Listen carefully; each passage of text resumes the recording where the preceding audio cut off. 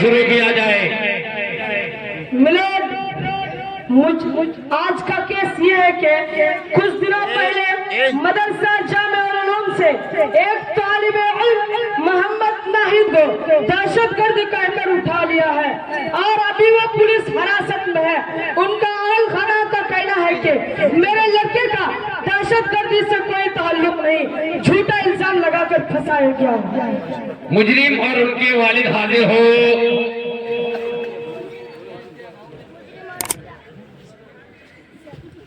मुजरिम और उनके वालिद हाजिर हो।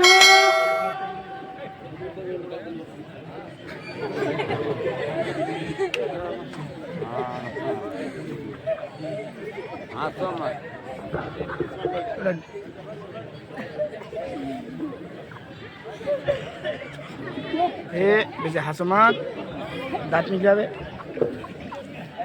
जनाब, मेरा लड़का मोहम्मद नाहिद को मदरसा जामिउल उलूम बरा शाहपुर से साजिश करके गलत इल्जाम में फंसाया गया है।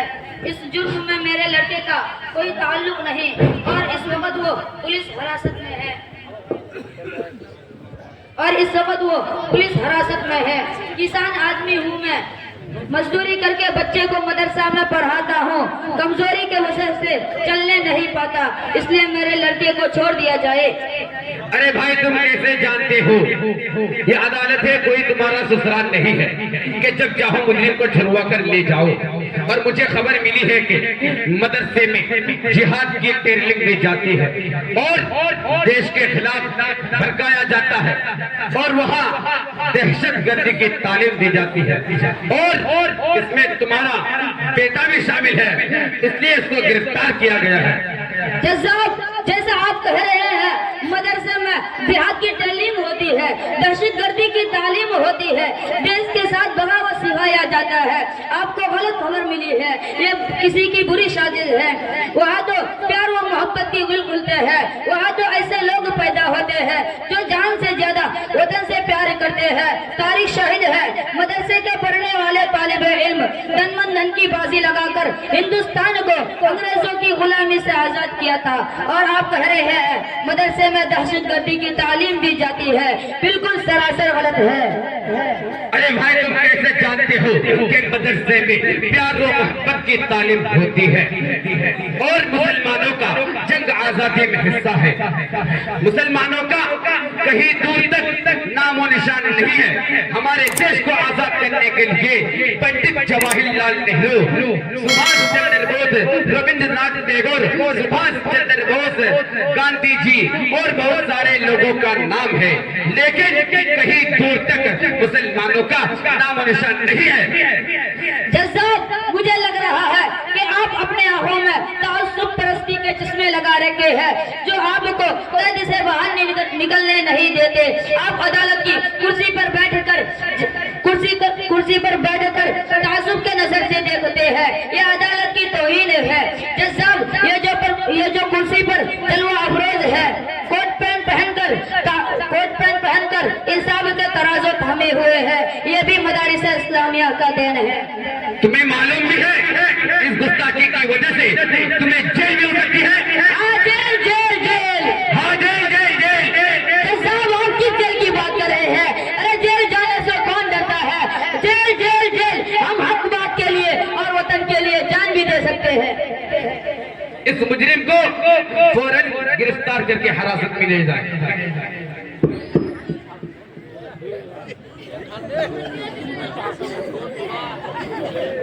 गेट खोल डाल देना। अगली सुनवाई कुछ देर बाद होगी और साथ किसी मौलवी और पंडित को भी हाजिर किया जाए ताकि हकीकत वाज़ेह हो जाए और जंग आजादी में मुसलमानों का क्या रूल रहा है और दहशत और मदारिस से दुनिया को दहशतगर्द से कुछ ताल्लुक है कि नहीं। ऑर्डर।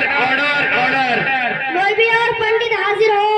मिलोड, मुस्लिम नाहिद का कहना है कि मुसलमानों का जंग आजादी में अहम रोल रहा है और हजरत मौलाना अरशद नबी का सहारा लिया है जो ये साबित करेंगे कि मुसलमानों का जंग आजादी में क्या रोल रहा है।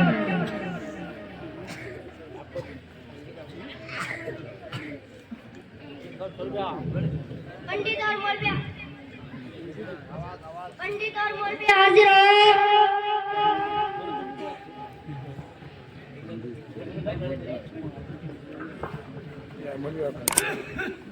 मैं टॉक दे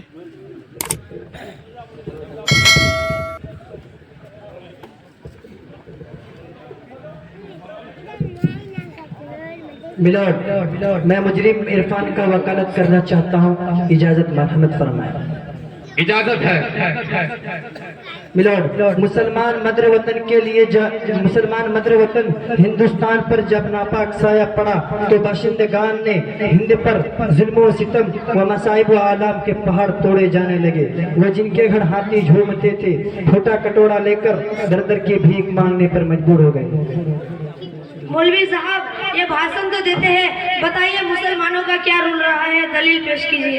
बाबा जी, पहले मैं आपसे पूछता हूँ, अंग्रेजों को भगाने के लिए हिंदुओं का क्या रोल रहा है? मौलवी साहब, क्या तुमको मालूम नहीं है जंग आजादी में हिंदुओं का क्या रोल रहा है? कन्याकुमारी से लेकर मधुबाला तक, योगा से लेकर दुर्गा माँ तक सब गवाह है। पंडित जवाहरलाल, सुभाष चंद्र बोस, गांधी जी और बहुत सारे हिंदू भाइयों ने आजादी की लड़ाई की है और 15 अगस्त 1947 को हिंदुस्तान आजाद हुआ है और मुसलमानों का कोई नाम ही नहीं है। वाह पंडित जी वाह, भाषण तो ठीक है लेकिन कुछ सच्चाई छुपा रहे हैं। एक गिरोह के बारे बयान किया और दूसरों को भूल गए। अच्छा, आप ही बताइए, नाम हम लोगों को मालूम हो जाए। पंडित जी, अगर आप तारीख की किताबों का मुताला करेंगे तो मालूम हो जाएगा मुसलमानों का जंग आजादी में क्या रोल रहा है। तो बताइए। तो आइए साबित करता हूँ। मदर वतन हिंदुस्तान पर जब अंग्रेज का नापाक साया पड़ा तो बाशिंदगान ने हिंद पर जुल्म व सितम व मसाइब के आलाम व पहाड़ तोड़े जाने लगे। वो जिनके घर हाथी झूमते थे छोटा कटोरा लेकर दर दर की भीख मांगने पर मजबूर हो गए। शाही खानदान के बेगमात फटी पुरानी कपड़ा पहनकर दूसरों के घर बर्तन मांजने लगी थी। तो सबसे पहले जिस शख्स ने अंग्रेज के खिलाफ जिहाद का फतवा दिया वो मर्द मुजाहिद, मुहद्दिस कबीर, इमाम जलील, फखरे चमन, नाजिश वतन हजरत शाह अब्दुल अजीज मुहद्दिस देलवी रहमतुल्लाह अलैहि, जिनके फतवों से मुसलमानों के साथ साथ हिंदू भाइयों के दिलों में आजादी के जज्बा पैदा हुए और अंग्रेजों को हिंदुस्तान छोड़ने पर मजबूर होना पड़ा। पंडित जी, आपको कटघरे में बुलाने की इजाजत चाहता हूँ। इजाजत है। कहो कि सच कहूंगा, सच के सिवा कुछ न कहूंगा। सच कहूंगा, सच के सिवा कुछ न कहूंगा। बताओ, तुम मुझे खून दो, मैं तुमको आजादी दूंगा। किनका नारा है? सुभाष चंद्र बोस का। अच्छा, शेर की एक दिन की जिंदगी गीदड़ की 100 साल की जिंदगी से बेहतर है। किसने किया था? टीपू सुल्तान ने। मौलाना अबुल कलाम आजाद कौन था? वो भी शरीक थे। जज साहब, इन बातों को नोट किया जाए। पंडित जी, आपने ये भी कहा कि हर मदरसे में पढ़ने वाला आतंकी होता है। तो मैं आपसे पूछना चाहता हूँ कि इंदिरा गांधी का कत्ल किसने किया था? मुसलमान ने? नहीं। राजीव गांधी का कत्ल किसने किया था? मुसलमान ने? नहीं। इन दोनों का कातिल मुसलमान नहीं थे। इन दोनों का कातिल मुसलमान नहीं थे। तो आप कैसे कहते हैं कि मुसलमान आतंकी होता है? मुसलमान आतंकी का कोई मजहबी नहीं होता। इन बातों को दलील पेश करने के लिए मुफ्ती साहब को इजाजत देता हूँ। मिलॉर्ड, जिस तरह हिंदुस्तान को मिलॉर्ड, जिस तरह मुसलमानों को जंग आजादी में मिलॉर्ड, जिस तरह मुसलमानों को जंग आजादी में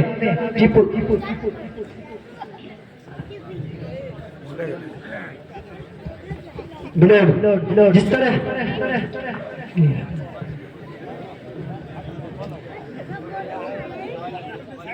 पंडित जवाहरलाल नेहरू, सुभाष चंद्र बोस गांधी जी के नाम थे।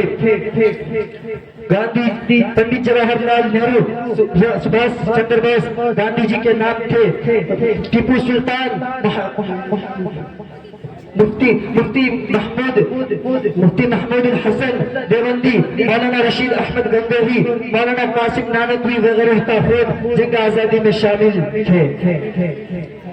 सन 1757 की जंग आजादी हो या 1857 की मैसूर की धरती पर हो या बालाकोट की पहाड़ी पर, आगरा है, मेरठ है या दिल्ली, सब गवाही देंगे जंग मुसलमानों की कुर्बानी क्या है।